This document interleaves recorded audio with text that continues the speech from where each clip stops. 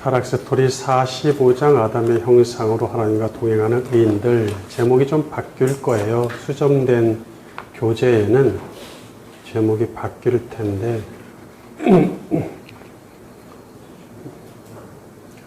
유튜브에 올라가는 제목으로 바뀔 거예요. 갑자기 생각이 안 나는데 그렇게 바뀌면 될 것 같습니다. 사실은 이제 이렇게 오늘부터 5장 의인 계열의 조상들 이야기죠.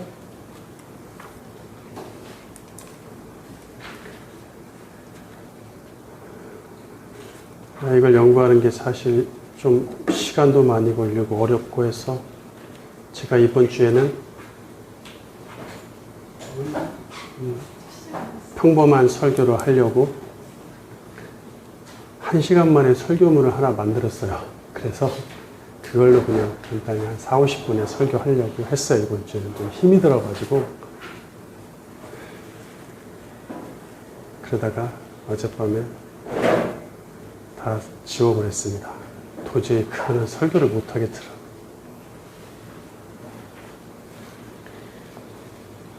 그런 설교를 할 수가 없어서 다시 이제 연구를 했습니다. 늘 그런 고민과 유혹이 오는 것이죠. 그러니까 쉽게 가자, 쉽게 가자. 뭐 이렇게 어렵게 하냐. 그래 뭐 설교문 하나 만드는 건 한두 시간이면 되니까 남들 하듯이 하자, 그냥 편하게. 그렇게들 유혹이 오죠. 그래서 만들었다가 지울 때가 좀 있어요.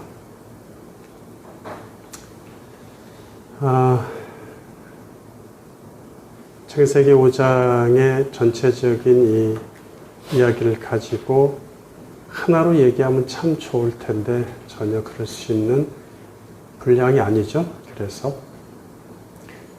잘랐어요, 몇 개로. 자, 오늘 창세기 5장 의인의 계열 첫 번째 시간. 거기에 의인 계열 이름 외우는 것은 악인과 함께 다 외우셔야겠죠.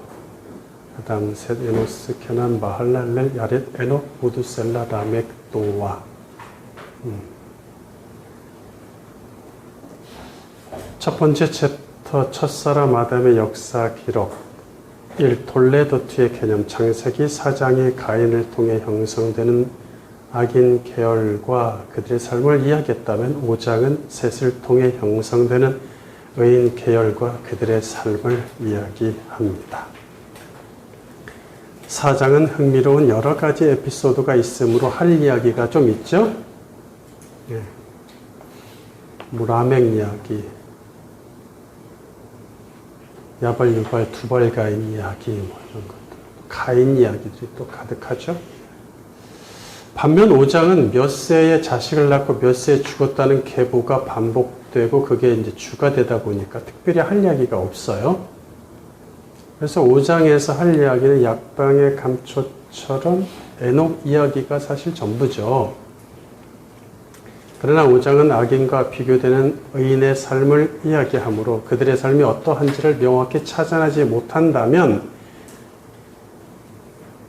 5장에서 설교 본문으로 결정되다시피 한 에녹 이야기를 올바로 이해할 수가 없습니다. 본문 1절. 이것은 아담의 계보를 적은 책이니라. 보통 한글 성경이 계보, 족보로 번역하는 단어는 원어로 톨레도트입니다.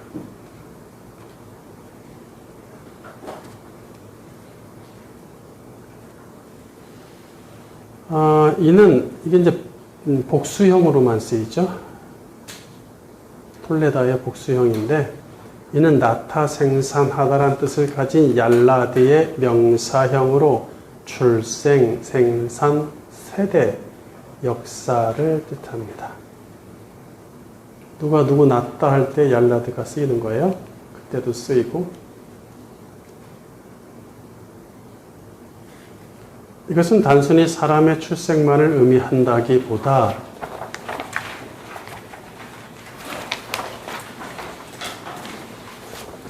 그 사람의 인생에서 산출된, 얄라디된 삶의 형태와 사상과 문화를 포함합니다. 그러니까 동사 얄라드가 아이를 낳다 또는 출산, 산출하다, 뭔가를 생산하는 거죠. 그런 의미를 갖는다는 얘기예요. 가문의 족보를 나열하는 역사, 역대상에서는 톨레도트가 족보를 의미하는 경우도 있지만 성경에서 족보를 가장 중시하고 많이 이야기하는 게 역대상이죠. 앞부분이 전부 족보잖아요. 계보. 거기서는 톨레도트가 족보의 의미로 이제 쓰이고 있지만 모든 톨레도트를 꼭 족보로만 번역 해석해서는 안 됩니다. 개역개정이 족보, 계보 같은 말인데 계보로 주로 다 이렇게 통일하려고 하는데 그것은 좀 무리가 있어요. 특별히 창세기에서 톨레도트는 그 사람과 그 사람의 자손, 그들을 통해 형성된 삶의 형태를 기사 형식으로 기록합니다. 기사. 이런 경우 톨레도트의 가장 합당한 의미는 실제 하는 기사로서의 역사 또는 실록, 한문으로 간단히 줄이면 실록이 되겠죠. 각주 94번 실록이란 사실을 있는 그대로 기록한 믿을만한 역사란 뜻으로 주로 동아시아의 왕조 국가에서 편찬한 역사서를 일컫는다. 조선 왕조 실록이라고 하죠. 톨레도트는 자 실록에 보면은 누가 누구 낳고 대정태세 문단세 그것만 있습니까? 그러면 몇 페이지면 끝나겠지. 한 페이지면 다 끝나지. 그렇지 않잖아요. 굉장히 양이 크죠. 왜? 세세한 이야기가 다 담겨 있으니까. 그게 톨레도트란 얘기예요. 톨레도트는 창조기사에서 천지의 톨레도트는 이러하니라고 창세기 2장에서 나오죠. 시작되면서 이제 사람 창조를 구체적으로 얘기할 때죠. 그 다음에 의인 계열에서 아담에게 오늘 본문이죠. 그 다음에 이후에 노아와 그 아들들에게 적용이 되고 또 아브라함과 그 아들들에게 또 그 이후에 야곱의 12지파 등을 설명할 때 사용이 됩니다. 이는 성경 전체에 기록된 하나님의 구속사를 이루는 핵심 인물과 메시아의 계보에 속한 사람들의 이야기입니다. 그렇죠? 네. 영어 성경은 톨레도트를 보통 세대, generations로 번역하는데 이는 특정 세대가 만들어내는 것들을 다 포함한다는 얘기예요. 족보, 계보, 몇대선, 이런 것만 얘기하는 게 아니라 거기서 만들어내는 것들까지, 문화, 사상까지를 포함한다. generation이 그런 폭넓은 의미를 갖고 있지요.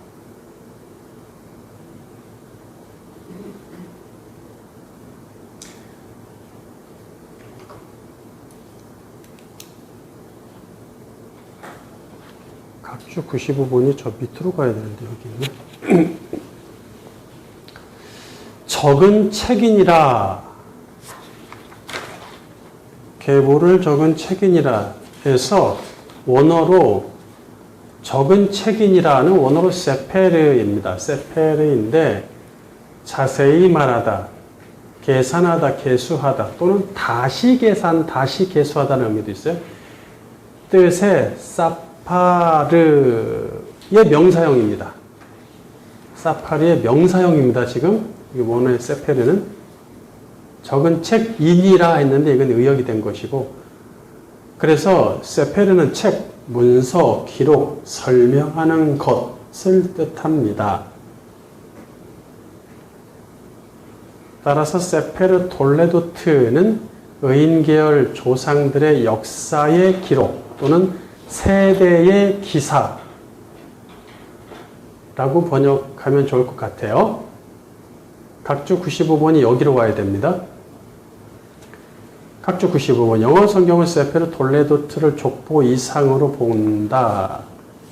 킹 제임스, 새 아메리칸 표준 성경, 그 다음에 영어 표준 성경, 킹 제임스 버전, 뉴 아메리칸 스탠다드 바이블, 잉글리시 스탠다드 버전 이렇게 되는 거예요.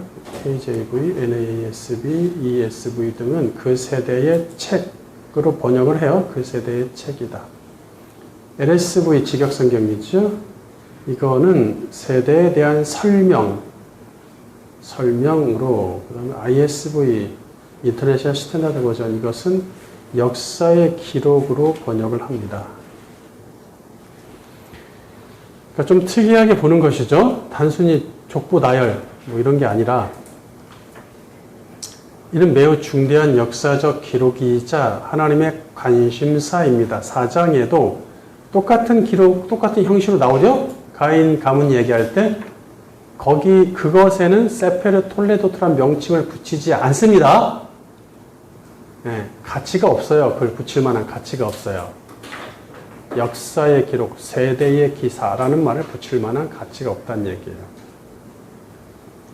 이제 5장에 소개된 아담의 역사 기록을 통해서 아담을 통해 형성된 의인 계열의 계보는 물론이고 계보 이상으로서 그들의 삶의 형태와 인생관과 신앙의 고백에 관해서 이야기할 것입니다. 두 번째, 아담의 두 가지 개념. 에덴의 첫사람인 그 아담으로부터 두 종류의 사람이 생겨났어요. 그러고 보면 아담은 악인의 시조도 되지만 의인의 시조도 되죠. 본문의 아담 역사의 기록을 들어가기에 앞서 아담이란 단어의 개념을 좀 더 정립해야겠어요. 배우긴 했는데 끝이 없어요. 히브리어 아담은 구약에 수준이 되시는 분들이니까 조금 더 들어가 볼게요. 히브리어 아담은 구약에 562회 사용되는데 꽤 많이 사용된 거예요. 이 정도면. 기본적으로 죄의 질병에 걸린 아담이라는 의미를 내포한다고 우리가 배웠죠? 네, 거기까지는 배웠습니다. 그럼에도 구약 성경에서 히브리어 아담은 크게 두 가지 개념으로 쓰이고 있습니다. 공식적, 문법적, 학문적으로 그렇다는 얘기예요. 첫째는 에덴에 살았던 첫사람으로서 고유명사 아담입니다. 네. 이름이야, 이름. 그 사람, 그 에덴에 살았던. 이를 편의상 첫 아담이라고 칭하겠습니다. 첫 아담이라고 칭합니다. 둘째는 그 첫사람에게서 나온 모든 사람으로서 인류죠. 일반명사 아담입니다. 고유명사 아니라 일반명사 아담. 이름이 아니라 사람이죠. 사람, 이를 편의상 아담들, 또 사람 아담 뭐 이렇게 하려고 했는데 그냥 아담들이라고 할게요. 길지 않게 하려고. 요걸 잘 외우셔야 돼요. 그래야 뒤에 계속 요 두 단어로만 나오니까. 하와하고 손잡고 에덴 동산에 살았던 그 첫사람의 이름 아담, 그를 첫 아담. 그 다음에 그를 비롯해서 계속 태어나는 사람들 있죠. 인류를 아담들. 이렇게 두 개로 나눕시다. 아담은 총 562회 중에서 대부분인 524회, 이거 맞네. 90%가 넘는 것 같은데요. 95%가 명확히 몇 %지? 아담들이란 의미로 쓰입니다. 일반 명사로, 사람이란 뜻으로. 이 경우 아담은 명확히 일반 명사 아담으로서 통상적 사람의 개념으로 쓰였기에 뭐 사람, 인간으로 번역하겠죠. people, man, human 뭐 이런 식으로 번역을 하겠죠. 그런데 창세기 1장에서 5장에 쓰인 나머지 38회는 첫 아담의 개념으로 쓰인 건지 아담들의 개념으로 쓰였는지를 고민해야 돼. 왜? 그 아담이 살아있을 때 이야기니까. 창세기 1장부터 5장까지는 에덴 동산에 하와하고 손잡고 살았던 그 남자의 이름 아담이 살아있을 때니까. 창세기 1장에서 5장은 그 아담이란 단어가 나올 때는 이게 무슨 의미인지 고민을 해야 되는 거예요. 자, 이 구별에 대한 고민의 흔적이 있는 성경이 있는가 하면 그렇지 않은 성경도 있단 말이죠. 이 구별을 고민해야만 성경이 주는 깊고 중요한 메시지를 얻을 수 있단 말이에요. 19세기 미국의 저명한 신학자 제임스 스트롱은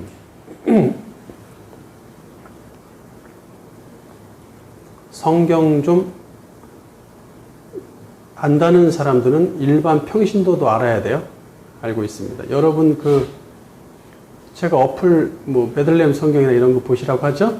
거기 보면 그 원어가 다 스트롱 코드로 해가지고 나오는데 그거 만든 사람이 제임스 스트롱이라는 사람이에요. 성경 연구를 위해 오늘날 웬만한 좀 성경 좀 관심 있는 신자들 일반 평신도도 다 이거 알고 있어요. 성경 연구를 위해 100여 명의 학자와 함께 1890년에 히브리어와 헬라어 사전인 스트롱 사전을 출판합니다. 오래됐네. 900년, 2000년.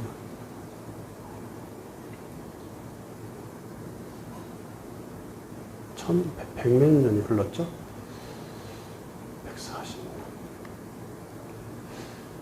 140년. 스트롱 사전에 히브리어, 헬라어의 모든 단어에 번호를 붙이는데 이를 스트롱 코드라고 칭합니다.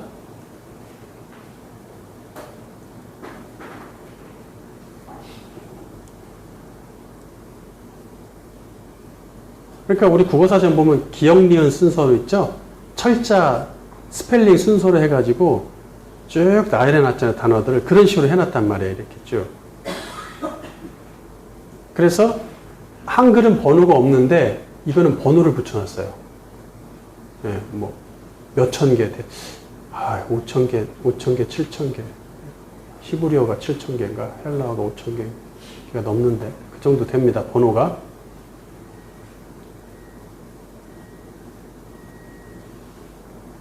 히브리어 스트롱 코드에는 히브리어를 뜻하는 영어 히브루의 앞글자 H가 붙고 헬라어 스트롱 코드에는 헬라어를 뜻하는 영어 그릭의 앞글자 G가 붙습니다. 그래서 예를 들어서 120번 하면 H120 이렇게 되는 거예요. 헬라어는 G120 하겠죠? 네. 고유 번호가 다 붙어 있다는 얘기 한마디로 단어마다. 히브리어 아담의 552회에는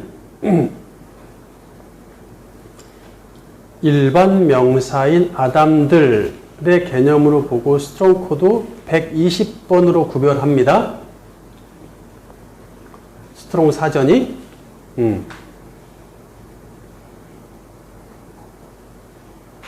반면 나머지 아담으로 쓰인 10회는 고유명사 그 아담 있죠? 예, 에덴의 그 첫 아담의 개념으로 보고 스트롱 코드 121번으로 구별을 해요. 그러면 H121이 되겠죠? 자, 왜 이렇게 어렵냐? 두 아담, 그 562회 총 아담이 쓰였는데 이게 120번이냐 121번이냐를 구별할 수 있는 방법이 없어요. 히브리어 철자와 발음이 같아요. 철자와 발음이 같아요. 아담. 그래서 이제 스트롱 코드에서는 스트롱 사전은 구별은 해놨어요. 대부분인 일반 사람을 뜻한다. 아담들. 그렇게 하고 그냥 524개는 120번을 붙여놨는데 아니다. 에덴의 그 아담을 지칭한다. 라고 할 때 121번을 붙여놓은 거예요. 한 10개 정도를.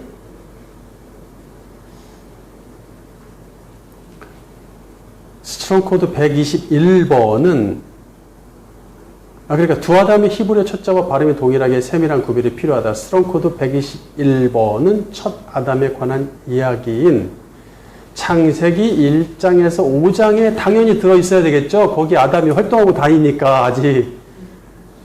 창세기 1장에서 5장에만 있는 게 아니라 그 외에도 4번이 더 쓰였어요.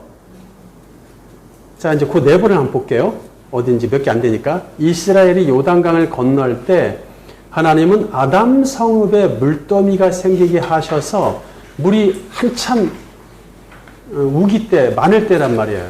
그러니까 건너기가 힘드니까 물이 오다가 저 앞에 있는 성읍에서 도시에서 딱 멈춰서 물더미가 생겼어요.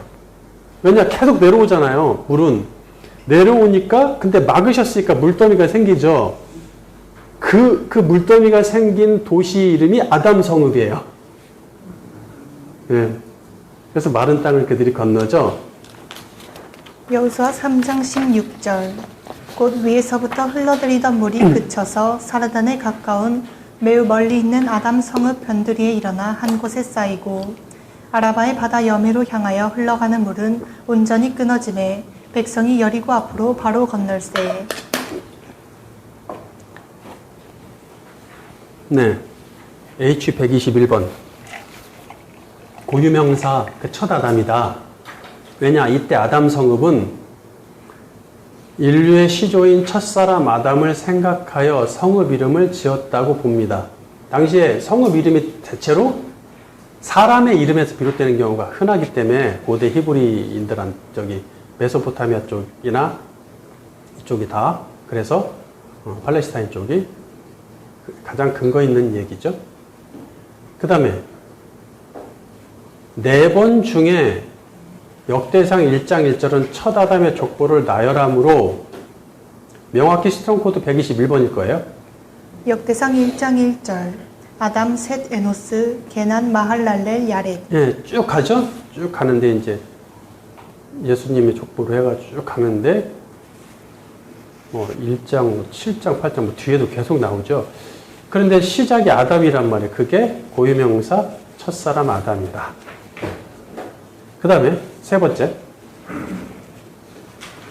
욥이 세 친구를 죄인으로 정죄하니 이게 뭐야? 욥이 세 친구를 죄인으로 정죄. 욥의 세 친구가 욥을 죄인으로 정죄하는 건데. 욥의 세 친구가 욥을 죄인으로 정죄하니 욥은 자신이 죄를 짓지 않았으며 죄를 나는 숨길 일도 없다. 예. 라고 토로하죠. 욥기 31장 33절.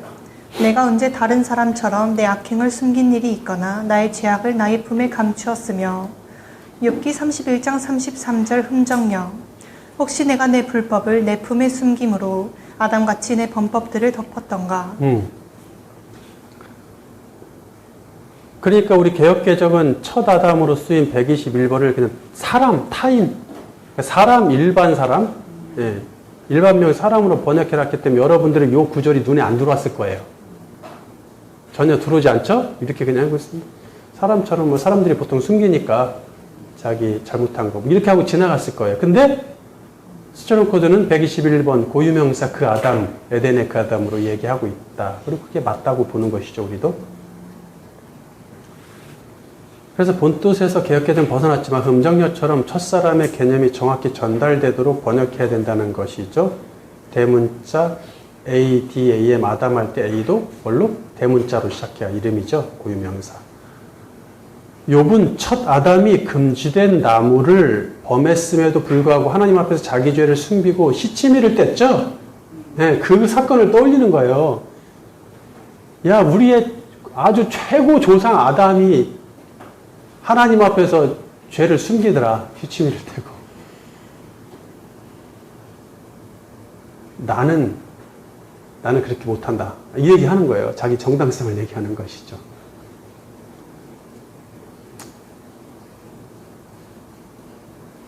이스라엘은 열심히 하나님께 제사드리지만 세속문화와 우상을 겸하여 추구했기에 여호와를 제대로 알지 못하고 믿는 거짓 신앙을 소유합니다.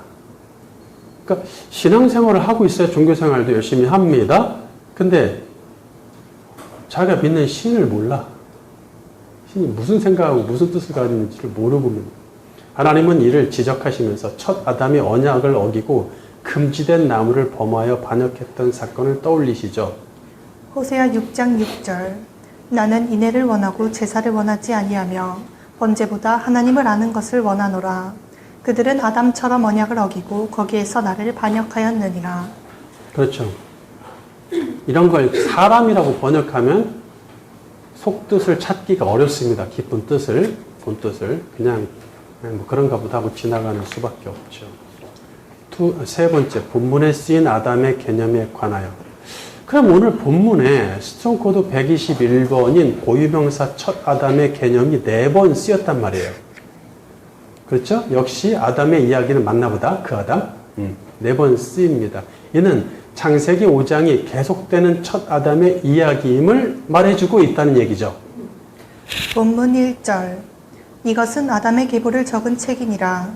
하나님이 사람을 창조하실 때에 하나님의 모양대로 지으시되 남자와 여자를 창조하셨고 그들이 창조되던 날에 하나님이 그들에게 복을 주시고 그들의 이름을 사람이라 일컬으셨더라. 아담은 130세에 자기의 모양 곧 자기의 형상과 같은 아들을 낳아 이름을 셋이라 하였고 아담은 셋을 낳은 후 800년을 지내며 자녀들을 낳았으며 그는 930세를 살고 죽었더라. 네, 자, 아담이란 단어가 하나, 둘, 셋, 넷, 다섯, 6번이나 나옵니다. 이렇게 많이 나오기가 어렵습니다. 네, 이렇게까지 나오기 어려운데 제일 많이 나오죠. 자, 1절부터 볼게요. 여기 보면 120번도 2번이 있어요. 120번, 121번이 혼재해 있습니다. 자, 어려워집니다. 1절에 아담이란 단어가 한 절에 동시에 2번 쓰였단 말이에요. 이런 게 어렵죠. 이에 대해 스트롱 코드는 앞문장의 아담은 아담의 계보를 적었다 할 때 이 아담은 121번이죠. 바뀌었네. 121번. 첫 아담으로 구별했죠?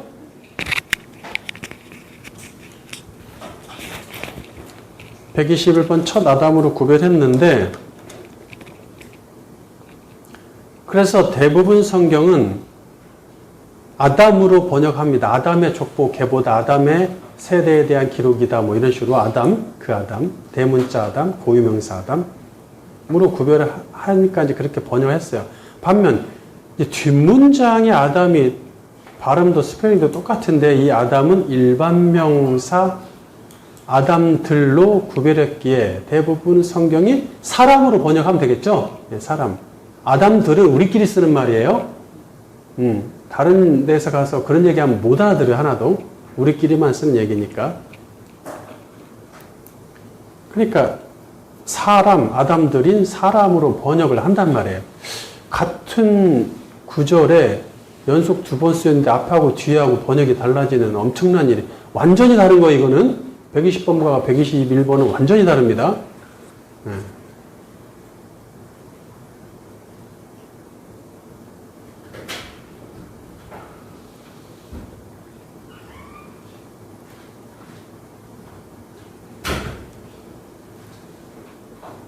확실히 구별해야 돼요.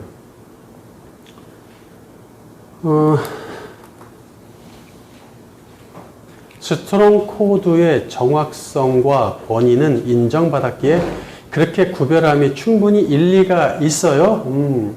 같은 말이지만 단어지만 앞뒤가 좀 다르게 번역할 수도 있겠다. 일리가 좀 있습니다. 하지만 스트롱 사전이 100% 정확하다고 볼 수는 없겠죠. 100%라는 건 있을 수 없죠. 그것만으로 성경을 연구하는데 한계가 있습니다. 좀 강조하면 택도 없습니다. 스트롱 코드만 갖고는. 평신도용으로 만들었기 때문에 목회자들도 뭐 보시는 분, 연구하시는 분들은 보는데 그것 갖고는 안 돼요. 그래서 19세기 말 비슷한 시기죠. 3명의 학자인 브라운,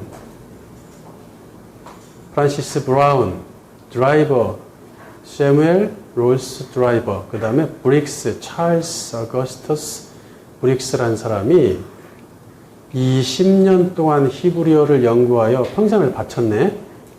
교수들인데 브라운하고 브릭스는 미국 유니언 신학교 교수고 드라이버는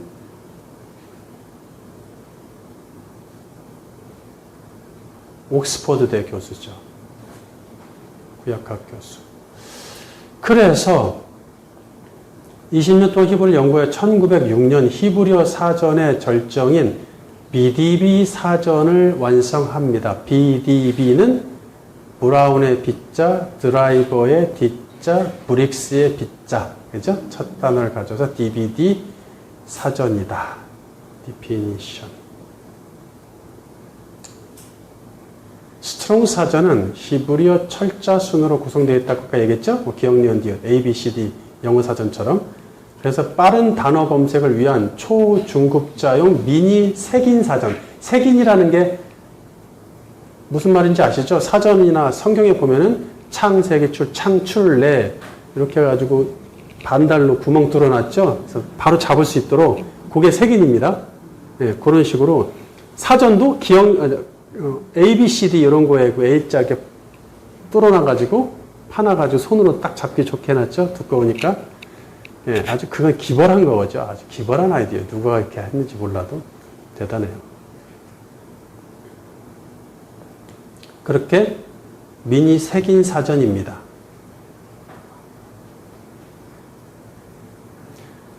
BDB 사전은 히브리어 어근순으로 구성되어 있어요. 이게 어근순으로 구성되어 단어의 뿌리와 역사와 문맥에서 신학적 의미까지, 신학적 의미까지 분석한 고급자용 학술 사전입니다. 요게 없으면 성경을 깊이 이야기하기 어렵습니다. 워낙 잘 해놓으셨기 때문에 그냥 기본이다 이렇게 기본적으로 이거 봐야 된다.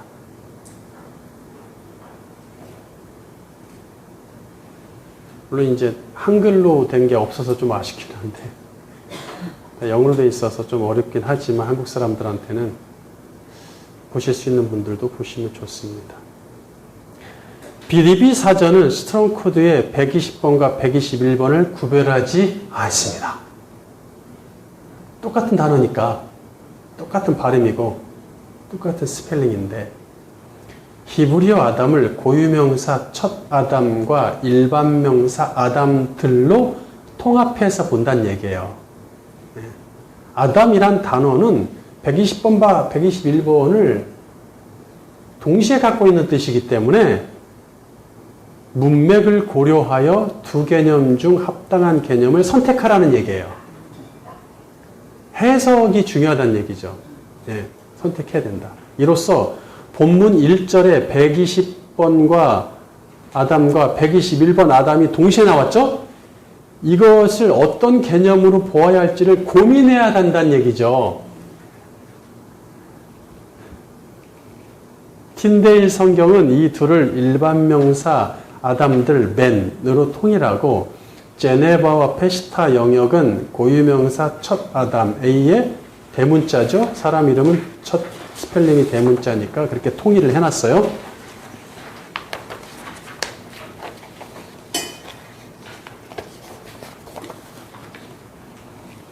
두 번째 챕터 영광스러운 아담에서 전적 타락한 아담으로는 두 번째 챕터밖에 없어요. 길지 않으니까 편하게 들으시면 될 것 같아요. 천천히 해드릴게요. 두 번째 또 영광스러운 아담에서 전적 타락한 아담으로 하나님의 닮은 꼴로서 그분의 초상화를 구현할 아담으로 창조하셨다. 좀 더 깊이 들어가고 있죠. 초상화. 창세기 5장은 에덴 동산에 살았던 첫 아담으로부터 시작되는 의인 계열의 이야기입니다. 창세기 5장은 다시 에덴 동산에 살았던 첫 아담으로부터 시작되는 의인 계열 이야기입니다. 5장까지 왔다고 해서 건너뛰어서 어디서 에녹부터 하시면 안 되는 거예요. 첫 아담부터입니다. 에덴 동산의 그 아담. 따라서 본서는 우리는 1절의 두 아담을 먼저 고유명사 첫 아담으로 이해하기를 추천하겠습니다. 반드시 이렇다 저렇다 싸울 거 없이 추천한다는 뜻이죠. 그렇게 보려고 하자 이거죠. 두 아담을 고유명사 첫 아담으로 보자. 어차피 나누니까 성경들이 다 나눠지고 있으니까.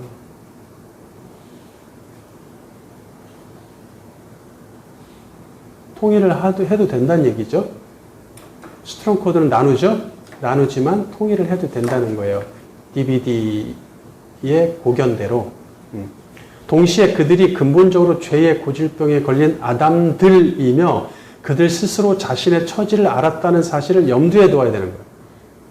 창세기 1장 1절에 그 아담이란 단어를 첫사람 아담, 에덴 동산에서 살았던 그 아담으로 통일해서 번역을 하되 그 아담은 이제 어떻게 돼요? 앞으로? 근본적으로 죄의 고질병에 걸린 아담들이 되는 거죠? 거기서부터 그게 나오죠? 근데 5장은 지금 뭐예요? 이미 시작됐죠? 그 고질병에 걸린 아담들이 태어나기 시작한 거죠, 이미?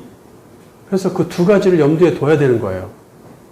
즉, 번역은 둘 다 첫 아담이라고 할지라도 고유명사로 그 말 속에 아담들의 개념까지 내포한다.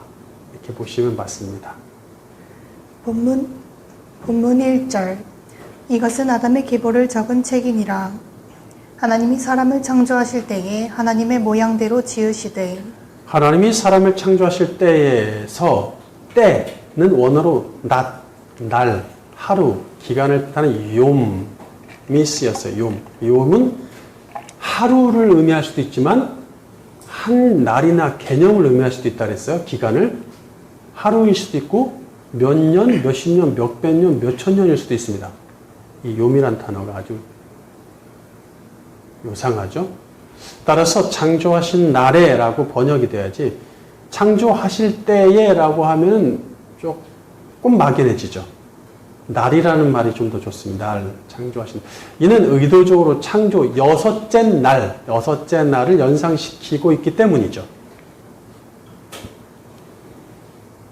그 다음에 하나님의 모양대로 할 때 모양은 원어로 데모트 배웠죠? 데모트인데 유사성이나 닮음을 뜻한다고 그랬어요. 이를 바른 성경은 형상으로 번역해 놨는데 좀 아쉽네요. 바른 성경. 형상을 뜻하는 말은 첼렘이 따로 있었다 그랬죠? 데모트와 첼렘으로 만드셨는데 둘을 구별하자 그랬어요. 그래서 그건 좀 그래요. 여기서는 데모트가 쓰였습니다. 하나님의 형상이다. 형상 회복이다 할 땐 첼렘이에요. 근데 오늘 본문에서는 데모트가 쓰였다. 데모트. 닮은 꼴이죠. 1절을 원어대로 다시 번역하면 다음과 같습니다. 재번역. 이것은 아담의 역사 기록이니 하나님이 아담을 창조하신 날에 그를 하나님의 닮은 꼴로 만드셨다. 데모트는 닮은 꼴의 의미를 넘어 초상화라는 뜻도 있어요. 라이크니스. 초상화를 또 라이크니스하고 또 뭐라 포트레이트? 그런 의미를 또 갖고 있단 말이죠. 영어 성경들이 라이크니스, 닮은 꼴로 번역을 합니다. 근데 초상화라는 뜻도 있단 말이에요. 창조 여섯째 날에 하나님은 첫사람 아담을 당신의 닮은 꼴로 창조하심으로써 왜? 하나님의 초상화를 구현하시려고.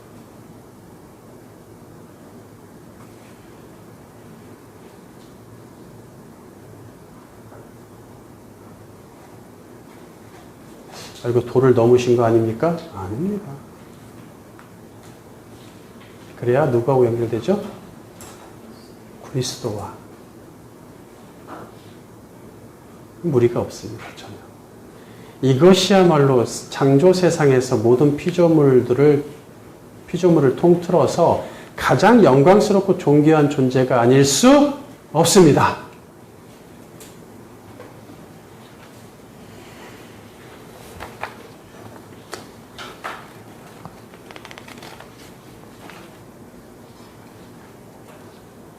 이미 그 아담이 반역하고 다음 세대의 죄인들이 태어나고 있죠. 네. 창세기 1장을 언급하고 있을지라도 이미 지금 5장이야. 게다가 앞장에서 죄인들이 하나님을 떠나서 악을 창출하는 세태까지 보았죠. 창세기 4장에서. 그럼에도 불구하고 지금 성경은 왜 이쯤에서 그 가인과 그 가문의 행태를 기록하고 나서 이런 말을 할까? 그런 아담들인데, 그런 아담들이 본래 하나님을 닮아서 그분의 초상화를 구현할 존재로 창조되었음을 언급한단 말이에요. 이는 사람은 반드시 하나님의 형상을 회복해야 한다는 필연성을 암시하죠. 동시에 하나님은 반드시 택한 사람들을 당신의 초상화를 구현할 존재가 되도록 구원하시겠다는 의지를 표명하십니다. 이를 성취하기 위해 당신의 아들을 둘째 아담이자 마지막 아담으로 보내셔서 당신의 초상화를 보여주십니다. 맞죠? 네. 초상화를 본 거예요. 나를 본 자는 아버지를 본 것이라고 명확하게 말씀하시죠. 내가 아버지의 초상화니까 나를 봐, 얘들아. 얘들아, 나를 보라. 하나님 보여줘요. 얘들아, 나를 봐라. 아직도 모르겠냐? 아직도. 이제 아들을 믿는 자는 죄사함 받아 죄의 고질병에 걸린 아담들로부터 치유되어 하나님의 형상으로 회복됩니다. 그들은 예수님을 따라가면서 점점 예수님처럼 하나님의 초상화를 구현하고 있죠.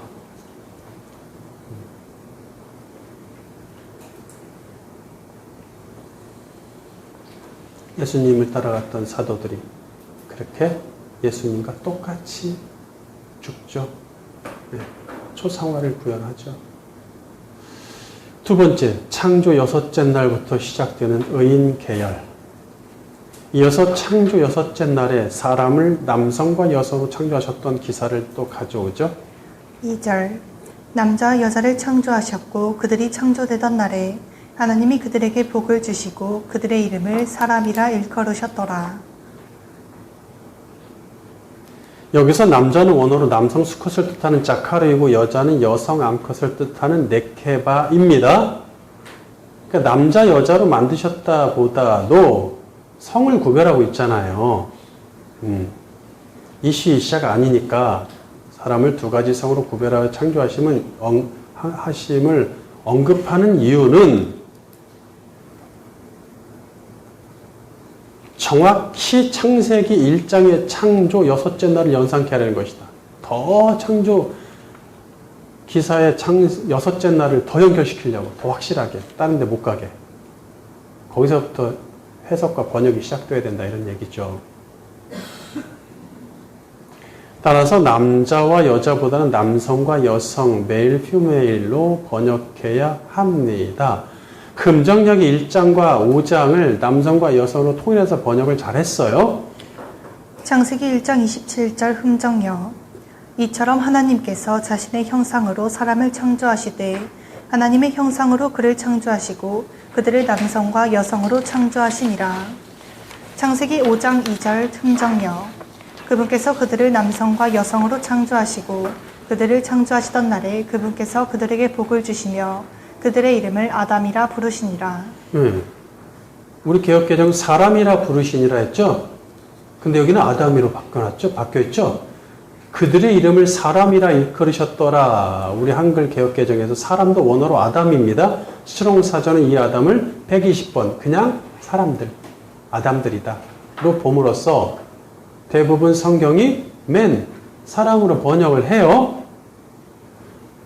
그러니까 다른 거 아담의 계본이라 할 때 뭐 아담이 누구를 낳을 때는 대문자 A를 써서 아담, 그 고유명사 아담이라고 하지만 여기 그다음 사람을 남성과 여성을 만들 때 그것도 다 그냥 일반 명사인 사람으로 번역을 하고 있단 말이에요. 스트롱 코드 영향이 강한 거죠.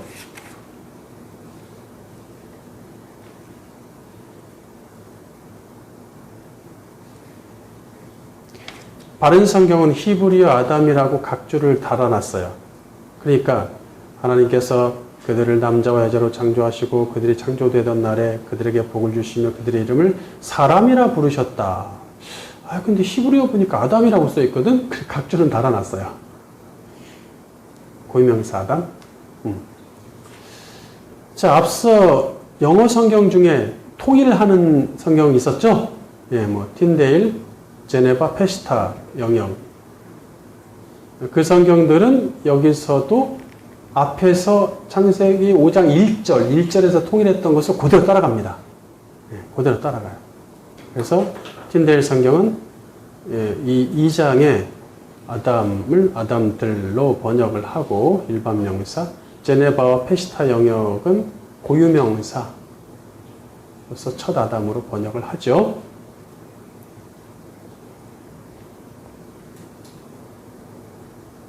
자, 우리는 5장의 아담을 고유명사 첫 아담으로 통일하기로 했으므로 하나님이 그들을 창조하시고 부르신 이름도 아담이라고 하셨다라고 우리는 할게요. 예. 이름을 불러주시는 거니까 이름을 불러야지 아담으로 부르는 게 낫겠죠.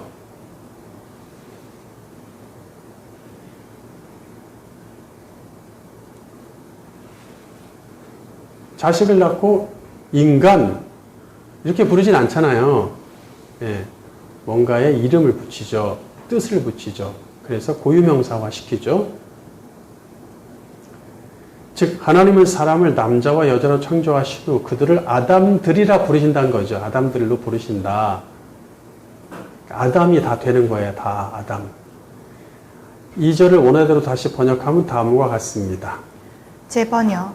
그가 남성과 여성을 창조하셨고 그들이 창조되던 날에 그들에게 복을 주시며 그들의 이름을 아담이라고 부르셨다. 하나님이 특별히 심혈을 기울여 만드신 창조 세상의 주인공을 사람이라고 부르셨다는 것은 중요한 의미를 줍니다. 사람이라고 해도 좋습니다. 그럼에도 사람이라고 하면 매우 막연한 뜻이 되므로 성경이 말하는 아담들의 메시지를 간과할 수 있습니다. 의인 계열의 역사는 에덴의 그 첫 아담으로부터 시작되죠. 모든 사람으로 그냥 퉁치고 지나가지 말고 그 이야기를 하려면 악인이 됐든 의인이 됐든 특별히 의인은 더더욱 그렇습니다. 우리가 생각할 때는 의인은 멀쩡하고 신앙생활 잘하고 믿음이 좋았으니까 죄 지은 아담을 자꾸 끌어들이냐. 그거는 가인 얘기할 때 혹시 더 필요하겠지. 그런 얘기는 왜 의인 얘기할 때 그런 얘기하냐. 부정타게 이렇게 생각하실 수도 있는데 그렇지 않아요. 그건 정말로 잘못 생각한 거예요. 오히려 그 반대입니다.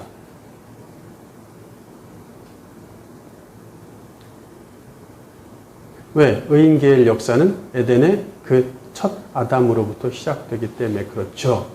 이해하시겠어요? 자, 하나님은 누굴 구원하러 오셨어요? 의인들, 이들. 근데 이들은 왜 구원해? 아담들이니까. 그 첫 아담에서부터 시작됐으니까 구원의 필요성을 절실하는 거죠.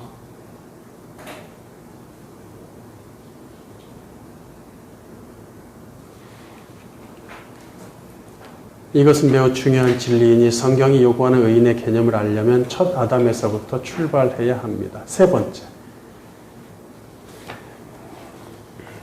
마지막이네요. 네, 끝나겠습니다. 죄의 불치병에 걸린 아담들에게 주시는 하나님의 구원 의지. 창세기 1장에 아담은 하나님이 가장 존귀하고 영광스럽게 창조하셨습니다. 하지만 아담은 거기에 만족하지 못하고 더 큰 욕망을 가짐으로써 하나님을 반역하고 세상의 죄를 가져오고 말았어요. 이제 첫 아담을 통해 생산되는 자손은 하나님의 초상화, 데무트와 형상, 첼렘을 잃어버립니다. 그가 낳은 아들 셋은 아담의 데무트와 첼렘이 되는 것이죠. 즉 죄의 불치병에 걸린 아담들이 되고 맙니다. 본문 3절. 아담은 130세에 자기의 모양 곧 자기의 형상과 같은 아들을 낳아 이름을 셋이라 하였고.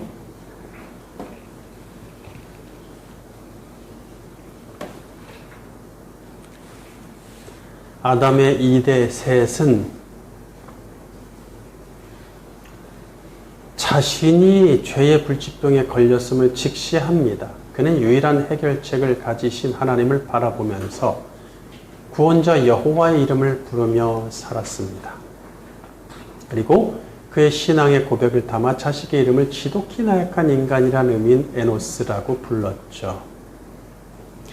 이제 창세기 1장의 아담과 5장의 아담은 완전히 달라졌어요. 같은 아담을 얘기하고 있는 이 본문에서 그 그 아담이 어떻게 시작되었는지 그 고유명사 첫 아담을 창세기 1장에서 가지고 왔지만 창세기 1장의 아담과 5장의 아담은 다르죠.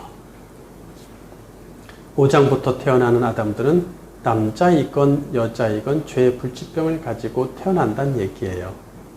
실제로는 뭐 그 전장부터지만 4장부터겠지만 그래서 하나님의 형상이 아닌 아담의 형상을 따라 또 하나님의 모양이 아닌 아담의 모양을 닮은 자손을 낳는다는 얘기죠. 그것은 뭐예요? 하나님의 초상화와 형상이 파괴됐다는 얘기죠. 의도적으로 처음의 아담과 범죄 이후에 아담의 존재 가치와 개념을 구별하고 있단 말이에요. 의인의 계열의 삶의 의미가 어땠는지, 그들의 어떤 메시지를 갖고 살았는지, 어떤 메시지를 우리에게 주는지를 공부하기 전에 이 둘을 딱 놓고 얘기한단 말이에요. 사탄은 의인 계열을 끊어내려고 의인 계열 선조인 아벨을 죽였죠. 하지만 하나님은 의인 계열 선조 자리를 대신한 자란 뜻의 셋을 아벨의 자리에 지정 배치하셨어요. 하나님은 의인 계열이 마치 당신의 재산이자 전부인 것처럼 관심과 사랑을 쏟으십니다. 셋을 통해 반드시 이 계열을 이어가시겠다는 의지를 밝히셨어요. 계속해서 그 자리를 왜? 공격하니까. 저쪽은 하나님이 이으실 필요 없어. 지들이 알아서 이어. 잘 먹고 잘 살고 오래 살고 알아서 이어. 공격을 안 하니까 우리가. 근데 우리는 저쪽에서 공격을 하니까 하나님이 이어가셔야 돼요. 직접 관심과 사랑으로. 이 모든 것을 깨달은 아담은 이후 800년 동안 자신에게 주어진 인생의 날들을 충분히 채우며 누리다 죽습니다. 셋을 기준으로 그의 인생 후반전의 긴 시간 동안 많은 의인을 배출하려 최선을 다했을 것입니다. 본문 4절. 아담은 셋을 낳은 후 800년을 지내며 자녀들을 낳았으며 그는 930세를 살고 죽었더라. 이들은 여자에게 주신 타락 메시지가 적용되는 의인들이며 우리는 이들을 하나님의 여자라고 칭하죠. 자기들의 전적 타락과 스스로 이 상태에서 구원할 수 없음을 깨달은 셋과 그의 후예들은 하나님의 이름을 부르며 예배함으로 자기들의 창조주를 의지합니다. 결론.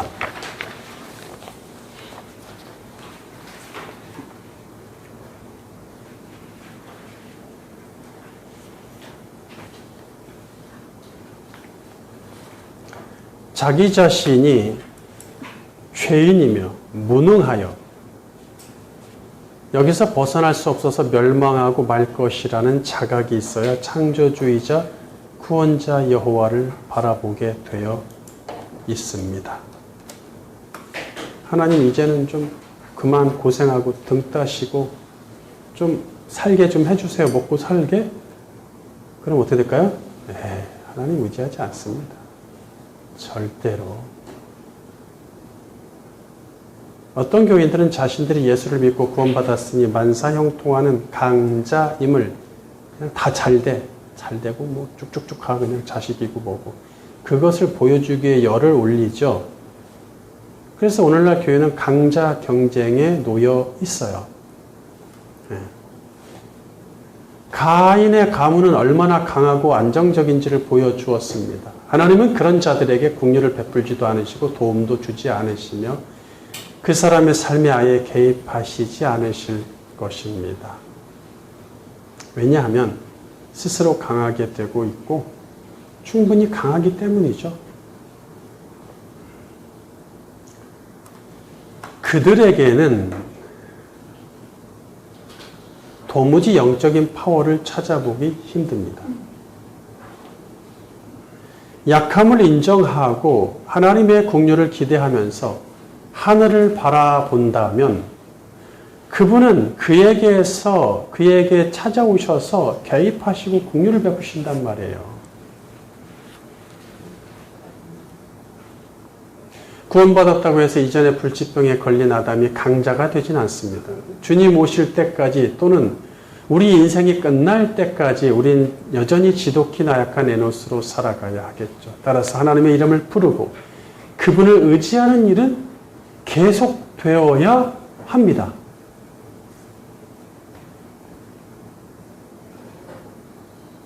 자신이 강하게 되려고 한다면, 또 이미 강하다면 하나님이 그 사람에게서 더 이상 하실 일이 없어요. 그러니까 내가 약하게 되었을 때, 내가 정말 다른 사람이 봤을 때 별 볼 일 없고 아직도 부족하고 여전히 그 모양이냐? 라고 할지라도 그것이 하나님이 당신의 이름을 더 많이 부르게 하시려고 하는 것이다. 정확합니다. 정확합니다. 그걸 좋아하세요. 네. 강하게 돼서 하나님 이름 안 부르는 것보다 약하게 하셔서 부르게 하시는 게 더 그분한테 좋겠죠. 예. 그렇잖아요. 우리 부부나 연인끼리도 남자가 돈을 잘 벌어, 또 남편이 남자친구 그래가지고 뭐 결혼 뭐 생일 선물 때 뭐 1,000만 원짜리 뭐 샤넬백 뭐 구찌 이런 거 사주고 자동차도 한 대씩 사주고 이런데 사랑한다는 말도 별로 안 하고 바쁘들 저녁 때 잠만 자러 와. 그런 사람이 좋을까요? 그런 거 못 줘. 그냥 소소한 선물, 케이크 하나, 네, 옷 하나, 네, 평범한 옷. 그럴지라도 사랑해, 이야기해주고 늘 다독여주고 함께 해주는 그런 사람이 좋을까요? 네? 뭐가 사랑일까요? 하나님도 그런 거 원하신단 말이에요.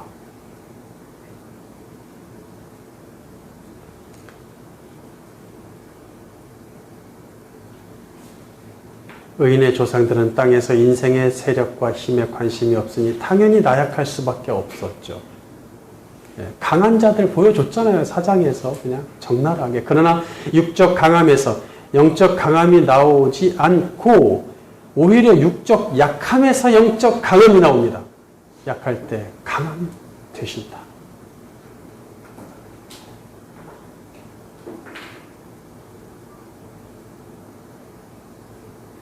그것이 우리 주님이 이루신, 우리 주 예수 그리스도께서 우리에게 주신 놀라운 그 형상, 그 데모트, 그 첼렘의 회복입니다. 죄사함을 통해서.